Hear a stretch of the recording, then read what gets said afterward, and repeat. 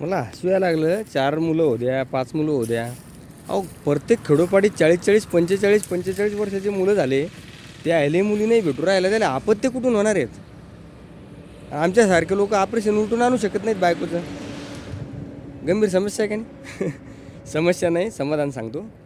तिकडंच हे घेतो फेस, कारण चेहरा महत्त्वाचा नाही, विचार महत्त्वाचे आहेत. मी गोपाल निकस, संस्थापक अध्यक्ष हिंदू बौद्ध एकता संघ.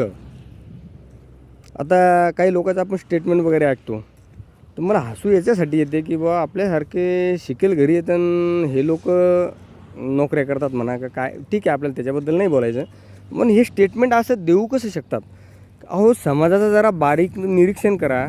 समाजामध्ये आज प्रत्येक गावामध्ये 30-30, 40-40 पोरं, 30-30, 40-40 वयाचे होऊन त्याला मुली नाही मिळू राहिल्या. मुली कमी आहे का मुलं जास्त आहे या रेशोबद्दल मी बोलणार नाही. परंतु जो हे बघा, बाबासाहेबाला माहीत होतं की बुवा समोर या सर्व समाजाला आंतरजातीय विवाहाची गरज पडणार आहे. त्यांनी पहिलेच कायदा बनवून ठेवला होता. या कायद्यामध्ये फक्त सरकारला एक कायदा जोडायची गरज आहे की जे हिंदू, बौद्ध, जैन, शीख ज्या कम्युनिटीज आहेत छोट्या मोठ्या, तर हे जे एकमेकांमध्ये आंतरजातीय विवाह करतील तर यांना आरक्षण देण्यात येईल किंवा नोकरी देण्यात येईल. ही नोकरी 10 वर्षांनी द्यायची गरज आहे, आज द्यायची गरज नाही. आणि यांचे विवाह जर एकमेकात झाले तर निश्चितच यांचा वंश DNA वाढेल.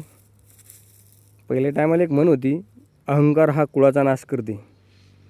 आता ते कोण केला कोण नाही केला आपण त्याच्याबद्दल बोलणार नाही, बाकी कम्युनिटीबद्दलही आपण बोलणार नाही.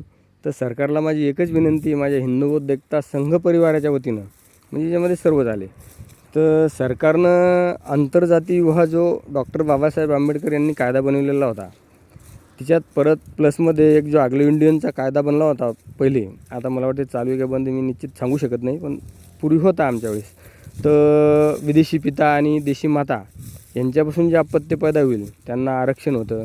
परत त्यांना चांगल्या चांगल्या फॅसिलिटीज होत्या. तर तसं जे हिंदू, बौद्ध, जैन, शीख ह्या ज्या छोट्या मोठ्या कम्युनिटीज आहेत आपल्या भारतामधल्या, तर हे जे आंतरजातीय एकमेकांमध्ये विवाह करतील आणि उद्या त्यांना जे अपत्य पैदा होतील यांना रक्षण देण्याचं काम सरकारने करावं. आणि याच्यावर जास्तीत जास्त भर देऊन आता आमच्या संघटनेच्या वतीने आम्ही सर्व ग्रामपंचायतला पत्र वगैरे पाठवून याच्याबद्दल थोडा ठराव वगैरे घेऊन सरकारला माहिती आपलं पत्र वगैरे पाठवून थोडं याच्यामध्ये प्रयत्न करण्याचं काम आमचं चालूच आहे. आपलं जीवन समाजासाठी आत्तापर्यंत जगलो, आपणही 3ऱ्या आश्रमात आलो. आता 3रा आणि 4था आश्रम हा समाजासाठी जगायचा असते.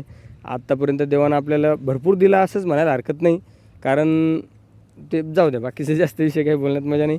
तर चला, मी गोपाल निकस रजा घेतो. जय भीम, जय शिवराय. भेटू आपण पुढल्या व्हिडिओमध्ये.